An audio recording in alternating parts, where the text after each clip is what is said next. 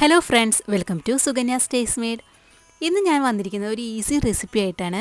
Fruit custard. നിമിഷ നേരം കൊണ്ട് തന്നെ നമുക്കിത് ഉണ്ടാക്കിയെടുക്കാവുന്നതേ ഉള്ളൂ. അപ്പോൾ അതെങ്ങനെ ഉണ്ടാക്കാമെന്ന് നമുക്ക് നോക്കാം. ആദ്യം തന്നെ നമുക്കൊരു പാൻ എടുത്ത് അതിലേക്ക് ഒരു 2 കപ്പ് പാൽ ഒഴിച്ചു കൊടുക്കാം.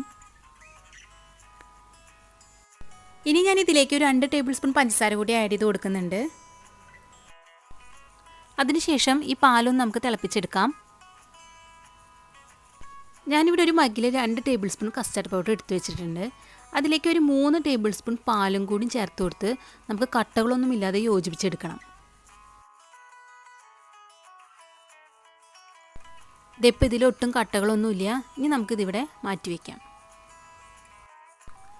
പാല് നന്നായി തിളച്ച് വന്നിട്ടുണ്ട്. ഇനി ഞാൻ ഇതിലേക്ക് ഒരു 5 table spoon condensed milk add ചെയ്ത് കൊടുക്കുന്നുണ്ട്. അത് മധുരത്തിനനുസരിച്ച് കൂട്ടുകയോ കുറയ്ക്കുകയൊക്കെ ചെയ്യാം. ഇതിപ്പോൾ മീഡിയം മധുരമാണ്. കണ്ടൻസ്ഡ് മിൽക്കിന് പകരം നിങ്ങൾക്ക് പഞ്ചസാര വേണമെങ്കിൽ ആഡ് ചെയ്ത് കൊടുക്കാം.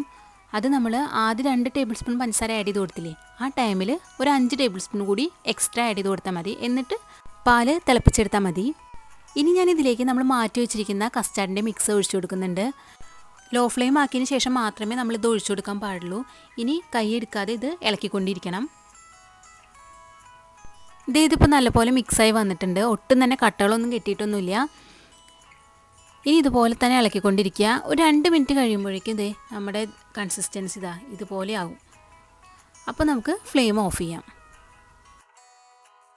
ഇനി നമ്മുടെ ഈ കസ്റ്റാർഡ് ഒരു ബൗളിലേക്ക് ഒഴിച്ചു കൊടുക്കാം. നല്ല ചൂടാറിയതിന് ശേഷം മാത്രം നമുക്കിതിലേക്ക് ഫ്രൂട്ട്സ് ആഡ് ചെയ്യാം. ഇപ്പോൾ നല്ലപോലെ ചൂടാറിയിട്ടുണ്ട്. ഇനി നമുക്കിതിലേക്ക് കുറച്ച് ഫ്രൂട്ട്സ് ആഡ് ചെയ്ത് കൊടുക്കാം. ചെറുതായി അരിഞ്ഞു വെച്ചിരിക്കുന്ന ആപ്പിൾ 1 കപ്പ് ഇട്ട് കൊടുത്തിട്ടുണ്ട്. ഇനി 1 കപ്പ് ചെറുതായി അരിഞ്ഞു വെച്ചിരിക്കുന്ന പിയറാണ് ഇട്ട് കൊടുത്തിട്ടുള്ളത്.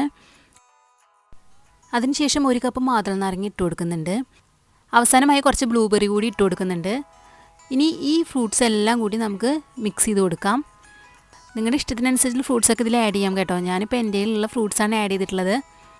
ഇനി ഇത് നമുക്ക് 2 മണിക്കൂർ ഫ്രിഡ്ജിൽ വെച്ച് തണുപ്പിച്ചെടുക്കാം. ഇപ്പോൾ 2 മണിക്കൂർ കഴിഞ്ഞിട്ടുണ്ട്. നമ്മുടെ ഫ്രൂട്ട് കസ്റ്റാർഡ് നല്ലപോലെ തണുത്ത് വന്നിട്ടുണ്ട്. ഇനി നമുക്കിത് ഒരു ഗ്ലാസ്സിലേക്ക് ഒഴിച്ച് സെർവ് ചെയ്യാം. അപ്പോൾ ഇത്രയേ ഉള്ളൂ. വളരെ ഒരു ഈസി റെസിപ്പിയാണ്. എല്ലാവരും ഒന്ന് ട്രൈ ചെയ്ത് നോക്കണം. അപ്പോൾ അടുത്ത നല്ലൊരു റെസിപ്പി ആയിട്ട് വരുന്നവരേക്കും എല്ലാവർക്കും ബൈ.